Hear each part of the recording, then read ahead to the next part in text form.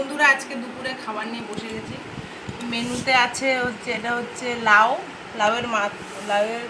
লাউ আর মাছের মাথা দিয়ে, আর এখানে হচ্ছে ভেন্ডি দিয়ে আলু দিয়ে মাছ দিয়ে ঝোল।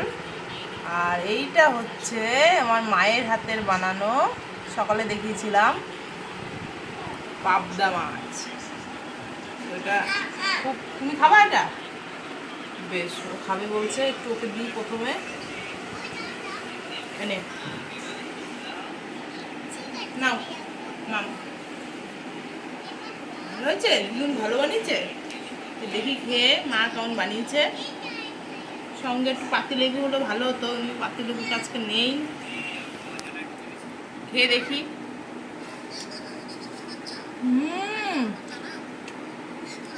শস্য পোস্ত দিয়ে মা বানিয়েছে, সত্যি খুব ভালো হয়েছে।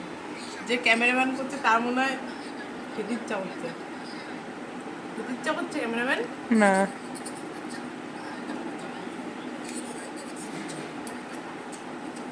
অসাধারণ। মা এটা খুব ভালো বানায়, এই রেসিপিটা মা ভীষণ ভালো বানায়। পাবদা মাছ খেতে হলে আমাদের বাড়ি আসতে হবে। সঙ্গে চিংড়ি মাছের কোপ্তা হলে আরও ভালো হতো। চিংড়ি মাছটা খুব ভালো লাগে। নাম দিচ্ছি, নাম খাও, একটু খাও। কী খাবা তাহলে? খাও। এই গরমের সময় একটু এই বিভিন্ন ধরনের ছোটো ছোটো মাছগুলো খেলে শরীর ভালো থাকে, শরীর ঠান্ডা থাকে।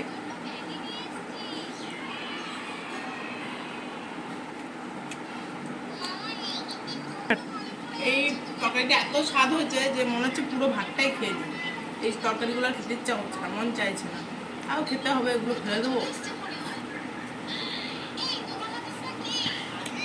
দারুণ হয়েছে। মা খাবার নিয়ে চলে এসছে, তো এখন আমরা খাই। শুধু শুধু মাছই খাবে, এত স্বাদ হয়েছে, মাছই খাবে, ভাত খাবে না বলছে। মা পাবদা মাছ খায় না, মার জন্য কাতলা মাছ আনা হয়েছে, কাতলা মাছের ঝোল। টাটা।